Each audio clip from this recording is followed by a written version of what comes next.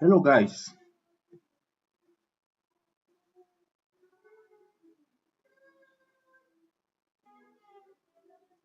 So please let me make sure that everything is okay before then we can continue.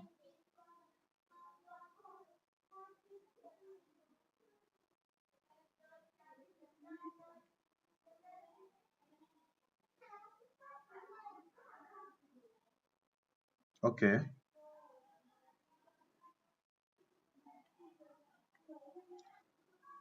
So from my end here, it seems to not be good.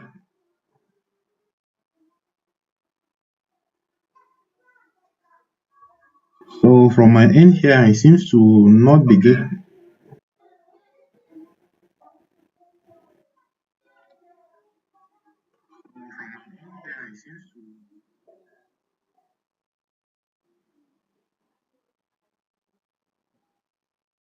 Okay, guys. So after confirming that everything works out, that everything is working, let's start right. So this will be our screen for today, and what we are going to be doing here.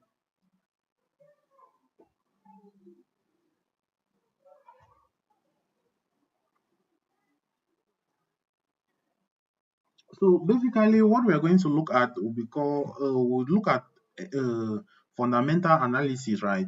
So I've discovered that in the past weeks we have been talking about fundamental analysis, and people seem to think we don't actually know what we're doing when it comes to fundamental analysis. So today we are going to be looking at fundamental analysis. Also, after that, we are going to be looking at uh, we are going to be looking at the market for the week. As you can see, we have this beautiful trade opportunity here for the week, right? So these are some of the things that we are going to be looking at.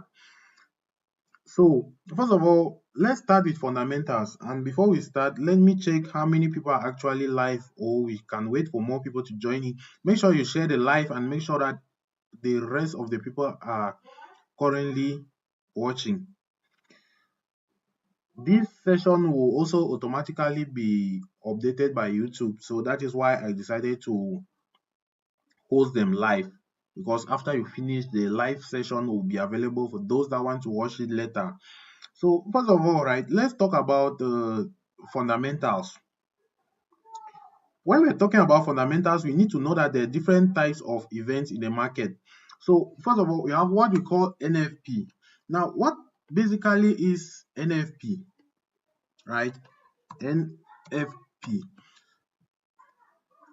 So we need to enlarge that.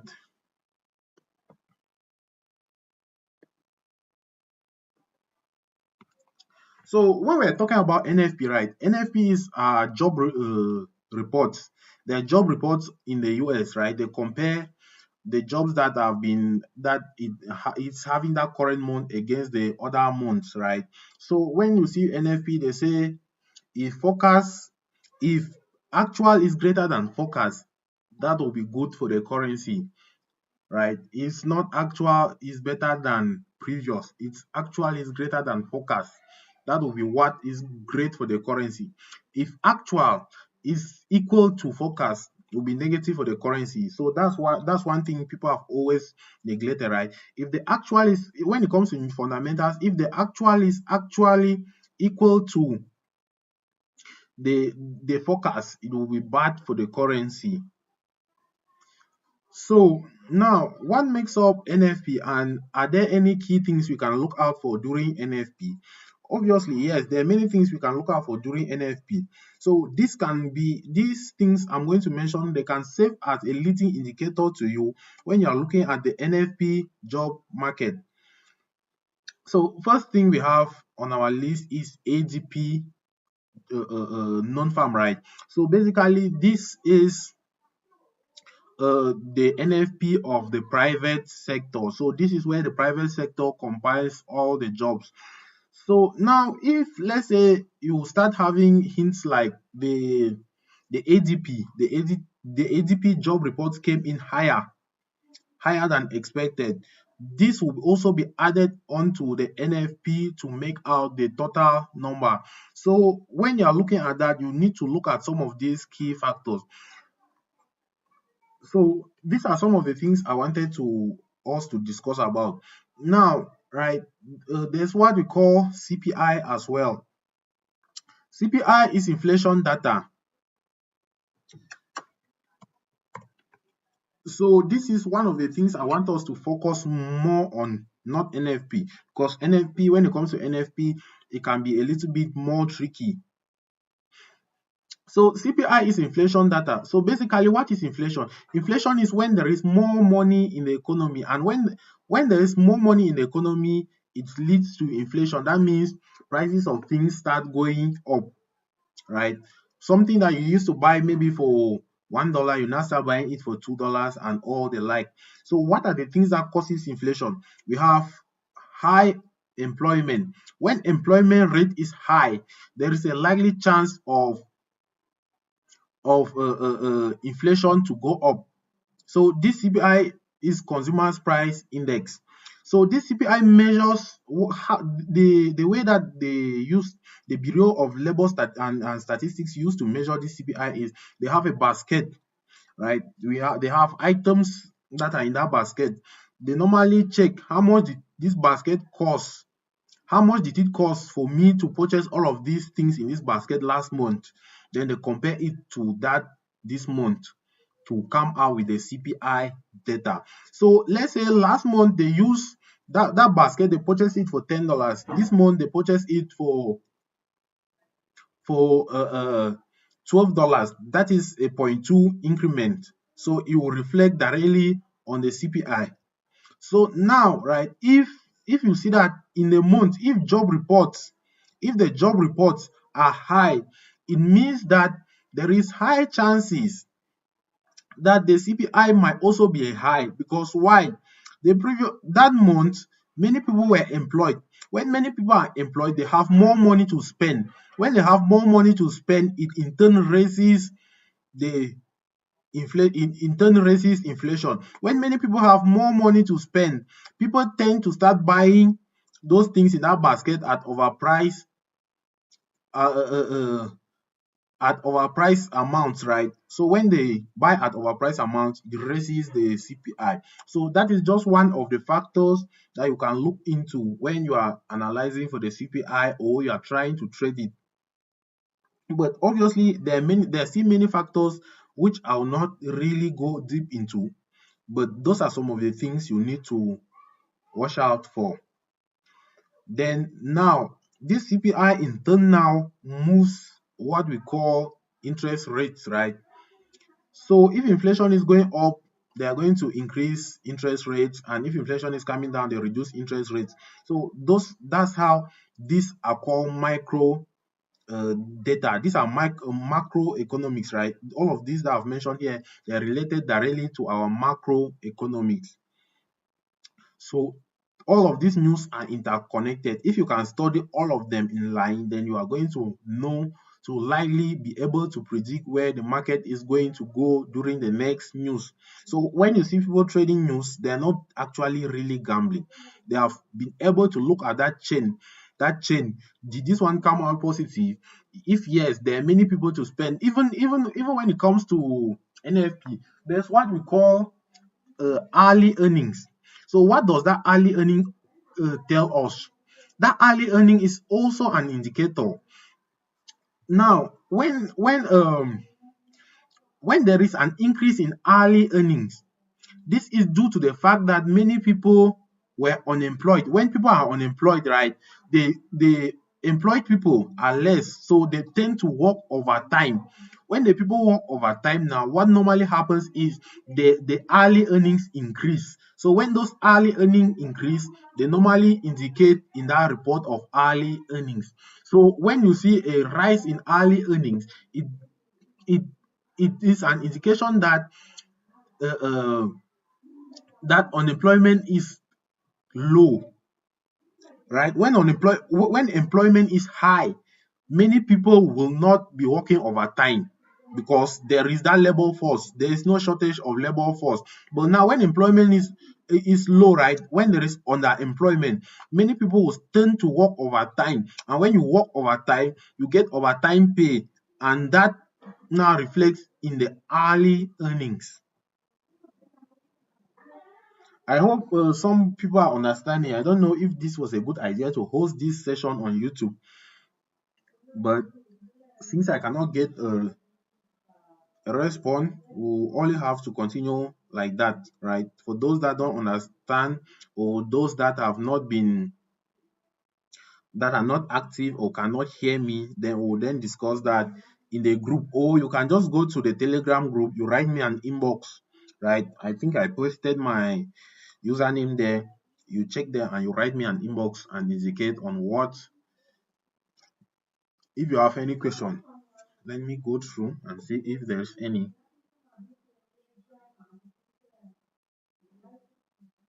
Okay, there's none yet, so I'm still expecting some questions. So now this CPI, right? You know that when there is inflation,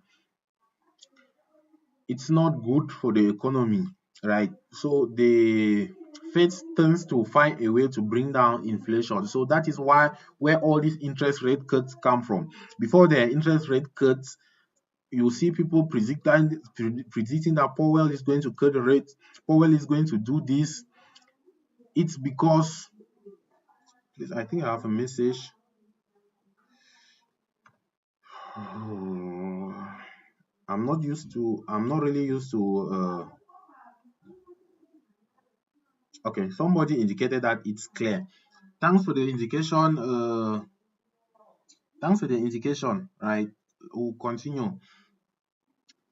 So, as I was saying, right, before there is interest rate cut, people have already predicted and people are already saying there will be interest rate cuts. Now, it's all about this data that I'm telling you about. This is not something that somebody will teach you. Many people will not teach you about fundamentals. This is a free course, and I'm like, if many people know that I'm teaching this course, they will not be happy with me. My friends, family, and other mentors will not be happy with me if they know that I'm teaching this for free. They will never be happy with me. So you just try and get what you can get as fast as possible, because I will just talk shallow, shallow, shallow, and you don't expect me to come back to this topic in the future. So make sure that when it comes to this CPI, NFP CPI, we have what we call leading indicators. We have what we call leading indicators and we have what we call lagging indicators. Now, like for CPI data, you saw me, I traded the CPI and I made money. Now, it was not really because I knew where the CPI was going to go, right? I never took time to analyze all the CPI. The simplest thing I did on CPI was, okay, now I don't know what the CPI was going to do because the US government was in a shutdown. There were not many events.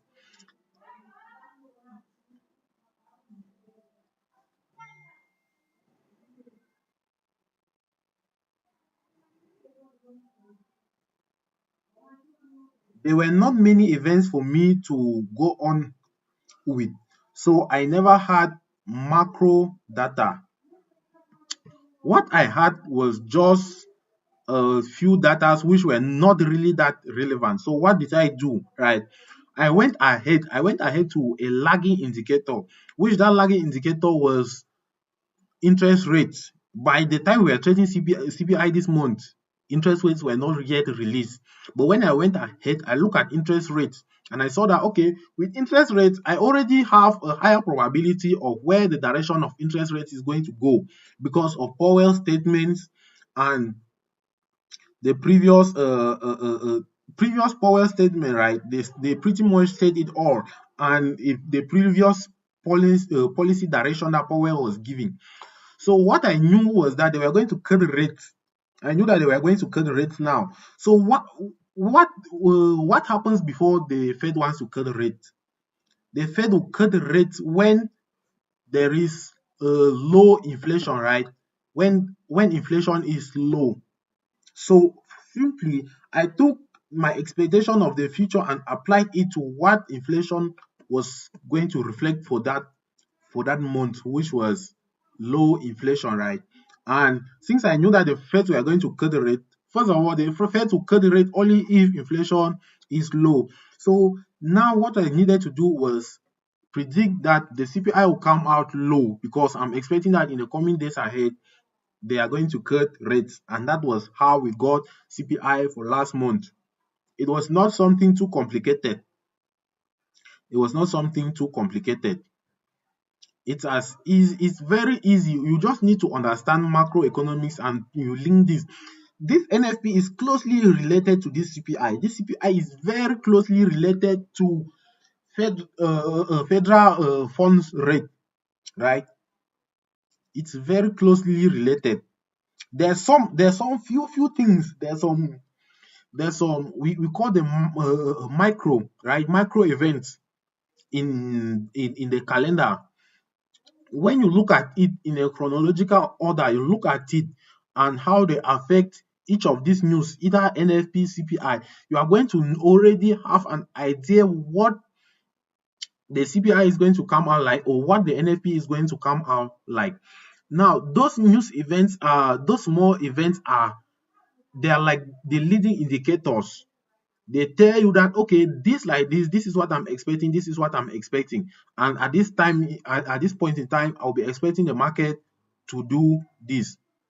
They are leading indicators. They come before the actual news. So if you can study that, then you already know the direction of the news. I think I've already taught more than I'm allowed to teach. If I continue teaching you fundamentals, I might also get in trouble. My people will not like it. So let's look at the Euro USD. Basically, that was the 4 hours time frame. and currently we are in a daily time frame. So on our daily time frame, we can see that Euro USD is pretty much bullish. Euro USD has been bullish. So what are the things we can highlight from here? We can see we had this high here got taken out, and we had this most recent high here got taken out after taking out this inducement. So on a daily time frame, we have a trading range on Euro USD, which is from this low up till this high here. Now, on this our trading range, like I said in the past, what we normally look out for in a trading range is, let's say if the market is trading up like this, we have this we are taking this scenario inside this trading range, right? So if you have a market trading up like this, anytime the market makes a reversal and starts trading down, then we can follow this internal structure until we follow the internal structure, right? Until the market gives us the willingness to continue back up to create a new trading range. So now we are still within this trading range here on EU, and as much as we might like it to become bullish, EU is still bearish. This internal structure is pretty much still bearish, and there's nothing we can do about it. So there's one thing we can actually do. We can look at this zone here. This is this will be the zone that will present any buying opportunity for EU. This will be the resistance zones on EU. Please give me a moment. Let me drink water.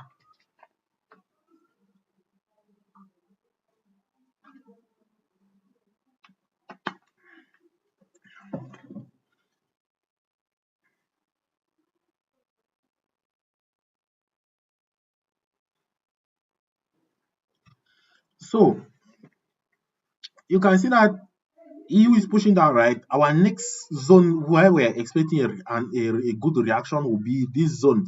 Now let's go to the weekly time frame and actually see what the market is doing. So on the weekly time frame here, what you can see is this market has taken off liquidity above this high. So this might be a sign of a possible reversal. Also on the weekly time frame here, if we are looking at order flow, we can see that this market took out this low, then this will be where the market is likely to come up to, and this market has not yet come up to. It's a little bit short, though it has taken liquidity off this high. We're expecting it to sell on a small time frame level, but we are not really expecting it to sell just straight. We are expecting it to sell, then come maybe mitigate something or sweep this low and continue maybe to up this zone before we can actually look for those bigger sells. But at the moment, on a daily time frame, we can still see that the market is still trending down, right? This is our daily time frame. This is our daily time frame, right? You can see on the daily time frame, the market has taken out inducement, is still trending down after it gave an internal change of characters here.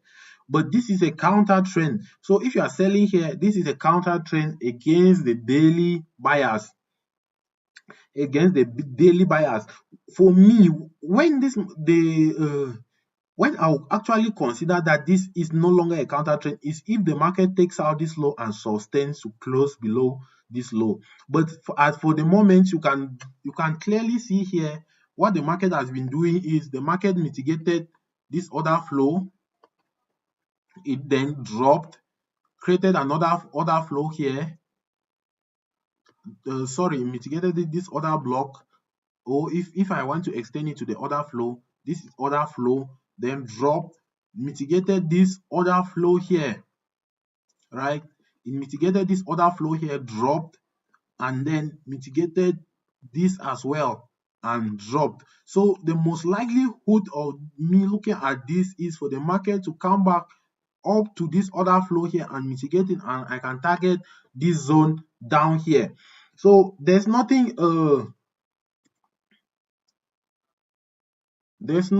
really serious about this or something complicated, right? All you need to do is look at what the market is currently doing. So also, if you look critically, you can see we have some sort of equal lows down here. So the market has paused that in. So if we go down to our 4 hours time frame, we look at the market critically, you can see that on a 4 hours time frame, right, we have this most recent break of structure to the downside.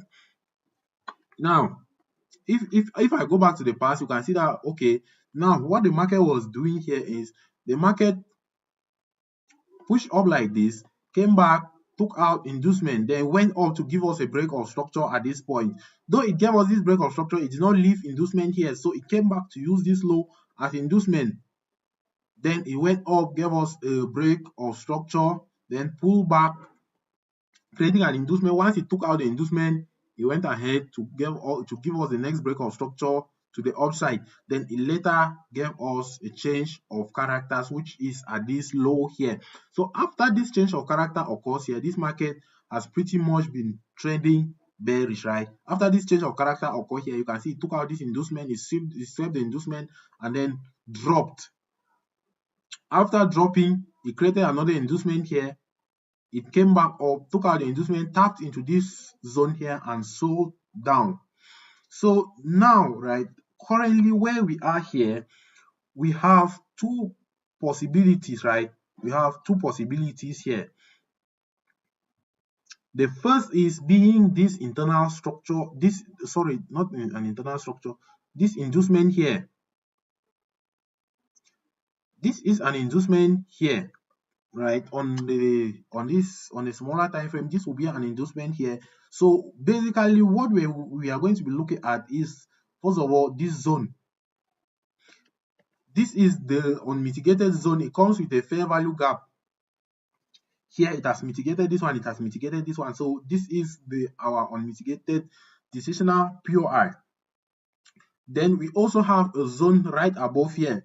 Like I said earlier, we have a trading range. Our trading range is from this low up to this high here. That is where we are looking for our next sell. And then when we are looking for our next sell, we don't want to target anything below this zone. This is you remember, this is our daily order block. This is that our daily resistance, or you might call it order block or whatsoever, you can refine it. So this is our daily zone. So you don't want to target anything below this zone. If you catch a trade right up here, it will be a very good risk to reward ratio. You catch a trade up here, this will be a very good risk to reward ratio of maybe 1:7. If you catch a trade as well on this zone, it can still offer you a 1:7, right? Okay, that is about a 1:5. So that is what we are going to be looking for in the upcoming weeks with EU, right? You can clearly see this is EU, this is the 1 hour time frame. So once the market opens, we want the market to come up, take out this inducement. Anything below this inducement will not be good. For those that use the Fibonacci, what basically you are going to be looking at is for the market to at least get to 50%.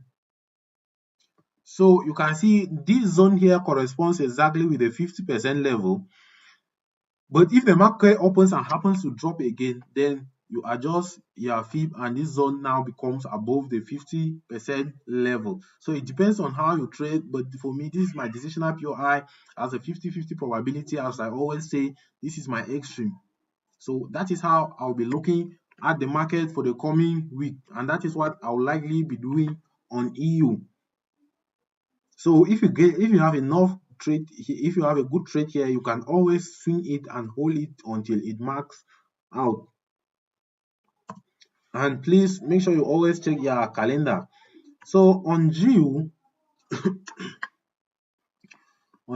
I kind of sent a trade here, and actually, though I sent a trade in the group, I missed it. So basically, it's the very thing, right? It's the very thing when it comes to GU. GU swept a high here. After sweeping that high, GU has been showing us signs that it wants to continue to the downside.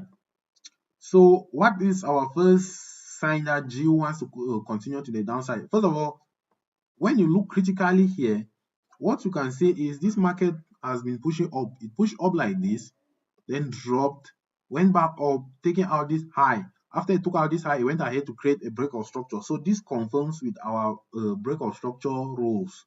So it went ahead, gave us an inducement, then went ahead and came back to take out that inducement. Once it took out this inducement, the market dropped. So actually, there was an inducement up here, right? There was an inducement here, which I omitted. There was an inducement here on the 4 hours time frame. So after the market dropped, it gave us a change of character. So it went out back up, took out our inducement on this level and started selling, and tapped into this other block and started selling. So basically, what we were looking at is the market will tap here, give us a change of characters and return back to this zone. So far, the market has not returned back to this zone, but it doesn't mean that this zone is completely invalid. This is the daily time frame, right? This zone is not invalid yet. The reason why I say this zone is not invalid when it comes to daily structure is because this is our break of structure, right? This is our break of structure here. I'm saying it's a break of structure because I anticipate that the market is actually going to close below this low. Once the market closes below this low, this our break of structure will be confirmed. And when we have a break of structure, we are going to have a high, the lower high of this and the lower low, be it here or be it a little bit down,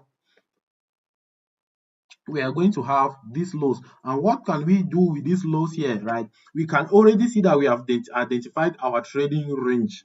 And if the market even violates this on the 4 hours time frame, if the market, because I know that this is a break of structure on the 4 hours time frame, this is a break of structure on the 4 hours time frame.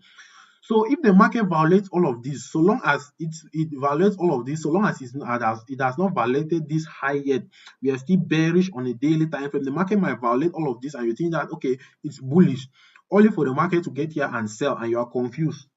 You don't need to be confused, because actually this is just the smaller time frame. That is why people always tell you, do top-down analysis. What do top-down analysis help you with? Top-down analysis will help you by avoiding all of these traps here. I'm not saying that these internal break of structures are trapped, right? But if you don't do top-down analysis, people are selling. You come here, you take this break of structure, are selling here, but the market all of a sudden comes and takes out this break of structure, because this break of structure here, this high here will also act as inducement. The market might just come and sweep it and drop. This high here will act as this daily time frame inducement. The market might come and take it and drop. Or the market might come and take it. You think that, okay, the market has given me a change of characters. The market comes up here, it starts dropping, and you are looking to buy maybe at the demand zone that the market created here, right? Something like this. Let's say, okay, this market happens to start coming up like this. It comes out, takes out this high. You are on a 4 hours time frame. You look at this as a change of characters, right? The market makes like that. It goes up, taps from here. It starts coming back. It comes back down like this, and you say, okay, let me buy since I had a change of characters here and target that high. If you buy here, right, the market just comes and pass. It doesn't go back up. Why? Because on the daily time frame, the market has already fulfilled its daily time frame structure. You are trading the 4 hours time frame, the time frame structure without regards of this bigger time frame structure. So you need to take this into consideration as well. Please, somebody can leave a comment. Let me see if I'm getting it, if everybody is up to speed with me. And yeah, I'm looking at the chat.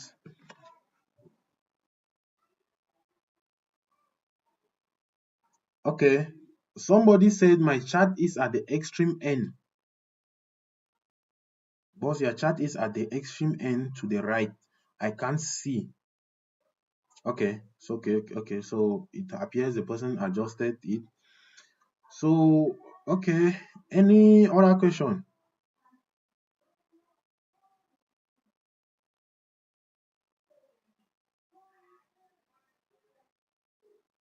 Any question?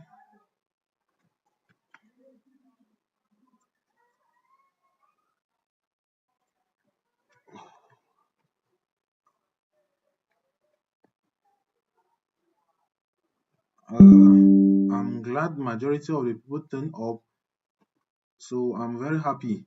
At least majority of you guys turn up. This is actually my first time streaming on YouTube, right? And the reason is because first of all, I've gotten better equipment, and then I want everybody to see everything.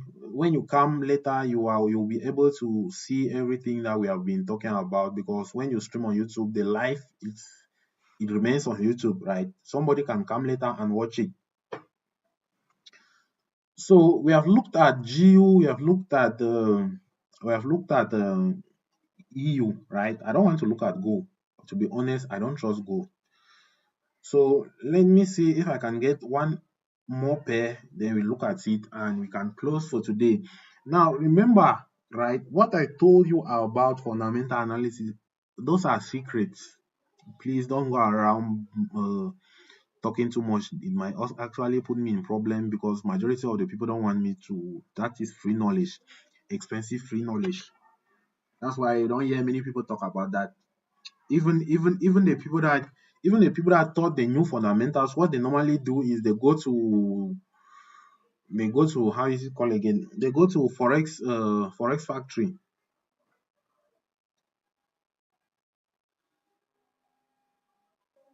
They go to Forex factory, and they try to like look at look at the forecast, and they look at the previous. And if the forecast says, oh, the previous is going to come out high, they take the word of the experts for what it is. So when you take the word of the an expert like that for what it is, like they say, okay, these people that are forecasting are experts, so who am I not to agree with them? Actually, you don't know who is the market maker. It's always good for you to be cautious and have your own data and analyze your own market. So doing macroeconomics and relating all the data and piecing out what you want to see in the market will be a very good thing. Okay, I have one of my students saying, "Greeting, boss. Honestly, I still couldn't see your explanation at Geo." Well, if you can't see it, just make sure you rewatch the live after it has ended. You are going to see all of those things. Unless, let me check from my phone and see if everything from the class is as it's good, right? Okay, so from my phone here, I can see everything is centralized, the charts are centralized, and yeah, everything is good. So I've not, so let's look for the next, let's look for the next pair. Let me go and check on the next pair. So this is Geo, right? We already talked about Geo. Please always make sure you do top-down analysis. It will save you from a lot of things.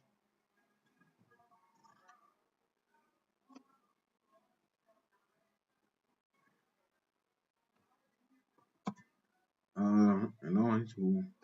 If I do analysis on majority of these pairs I did analysis on, this pair like this has a very complicated structure.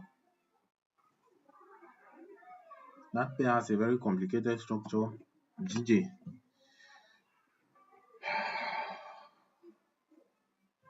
Then we have AUD CHF. Now this AUD CHF, some time ago I showed you guys what I was expecting for this AUD CHF. Now,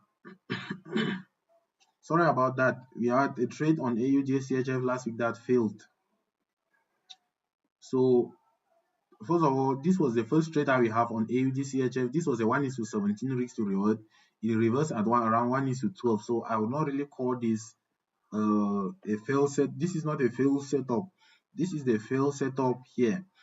Now, right, this fail setup here, if you minus 1:to this one risk to reward that we lost here from the 1:12 that we made here, then you should be left with at least 1:11. Or the worst comes to the worst, you should be at break even. Now, how did we come about this trade? This is the 4 hours time frame, right? If I go back, if I go to if I go to my weekly time frame, sorry, the daily time frame, what I can see is this market is trending down. There is no physical uh, there's no physical resistance that is showing that this market is going to reverse anytime soon. There's nothing. Even this move here, right? I will just be waiting for the next correct move and I can sell. So from here, I could see that this market was dropping by mitigating order flow, other blocks, and dropping from here, right? You see, it mitigated this zone here, it dropped, then mitigated the zone, dropped again, and came back, mitigated this one, dropped. So when it came back and mitigated this one, that was when my chance was to sell. Obviously, before selling, I make sure it had an inducement, right? I always make sure there is an inducement. So now there is also one thing that is happening on this time frame. You can see the way the market has decided to respect this order flow. So will this order flow be able to push this market above these highs to show a reversal, a likely hood in a reversal on a trend? That is what we are still to see. But what with the data I have currently, I cannot comfortably tell you that this market has started, that this market has reversed. So if you happen to look at this, we have this break of structure here, this BOS. Majority of the times, I do not label my charts again. I do not label all of these things on my chart again. I believe that if you have been here for some time, you should be able to understand all of these things. So we have an inducement here. This is, yeah, that's it. So on our internal structure, we could see break of structures to the downside, break of structures to the downside, and we could get trades here. You could as well get as many trades as possible as you could get here, but here we had a change of characters. Now, this change of characters has also showed us that this market was likely to reverse, but since on a bigger time frame, the market was still bearish. So we still made use of this zone here to sell. Now, what do we likely have here, right? Here we can see that this market has gone above this zone, tapped into that zone and so. But now it seems as if this market is going to hold to sustain this change of characters to the upside. So what we can possibly be looking for here, which is a very dangerous trade, is if the market happens to go above here and then it returns, we can look for a buy opportunity.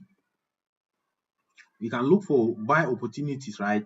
We have this one, then we can have a minor or an internal break of structure here.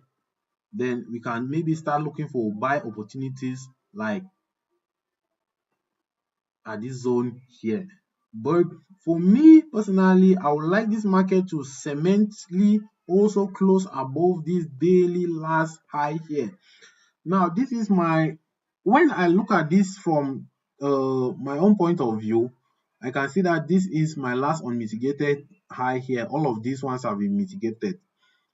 So I would like the market to close above here, then it can come back down and might be looking for a sell, for a buy on confirmation. Now you can see that on our bigger time frame, we were talking about a sell, but when we came back to our lower time frame, now we started seeing possibilities of a buy. That is how top-down analysis works, right? You need to understand that you might be buying while somebody is selling. It's not because the person is wrong, it's because maybe the person has not done top-down analysis properly. So I think for this trade here, we'll still have a lot to check before we can actually finalize a trade from this level here. We'll need extra micro structure. So I think we can end here for today. We have some trades last week that missed. I think I had a trade on. We also have some trades last week that failed. They failed, right? Like this one, it failed. So basically, you can assume, you can identify why this trade failed. It's because of this too much liquidity built up here. This was internal structure, or at some point in time, the market was meant to come and wipe out this internal structure and use it as liquidity. So we entered, we got a trade here which failed, and yeah, that's it, right? I think I should rest now. And you guys, thank you very much for joining. Please make sure that you share the live. And yeah, I'm grateful for those that took our time to join. If you learned something, please don't forget to leave a like on this video and make sure somebody can like you share it, right? So make sure you share it. So any questions? I can see the comment sections. Okay, please please enlighten little, sir. Uh, I don't know what you are saying. I should enlighten the fundament. Okay, the guy said, let me read your comments from top to bottom. So please couldn't understand the fundamentals. Please enlighten little. So what I said on fundamentals is I just gave you a clue on what you should look for in the market, right? In when it comes to fundamental analysis, I gave you a clue because majority I've gone through majority of this. I've gone through majority of courses. I've gone through YouTube. I've scraped online. Many people will not talk about fundamentals. Traders don't even know where to go to get the right fundamental uh, uh, information. Even if they want to learn, or even if they are ready to pay, they don't know where to go. So what I was saying is, this news, when it comes to this news like NFP, CPI, and FOMC, there is a relation between all of the news, right? When it comes to, let's say here in my country, if we or let's take the US for example, right? If there are many people that are employed in the US, right? We are talking about now the relation between employment and inflation. So those are what we are talking about. So if there are many people that are employed here, first of all, what is inflation, right? Inflation is when people buy, when there is too much money in the economy. When there is too much money in the economy, people tend to buy things at overpriced rates. If let's say you were to go and buy a bottle for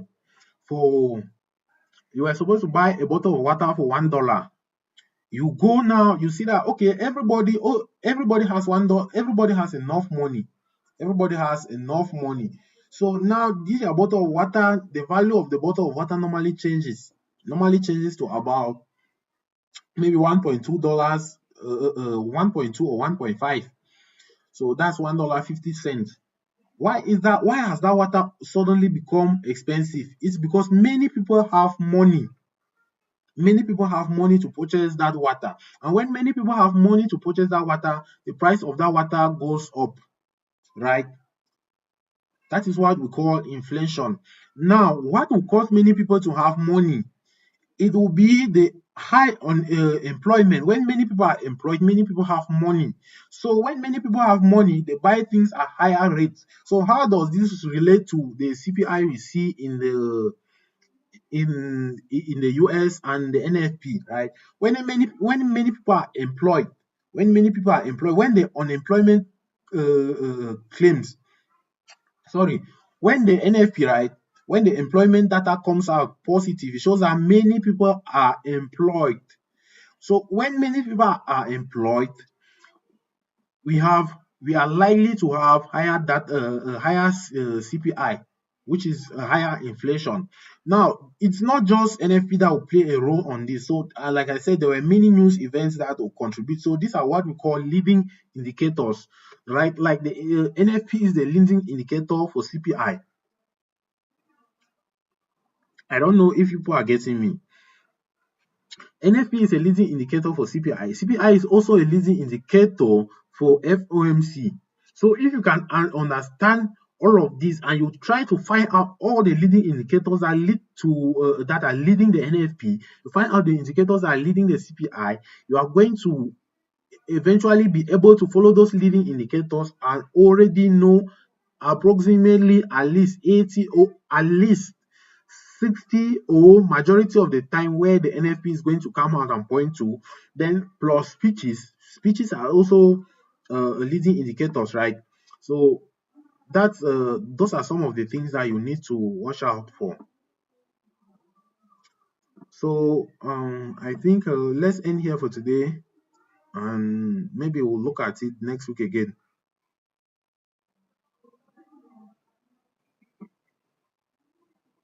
So guys, have a good night, and please don't forget to rewatch the to at least come and leave a like on the video, right? Many people will come back to watch after. So come and leave a like on the video so that at least we should boost the current engagement of the video. See you next time.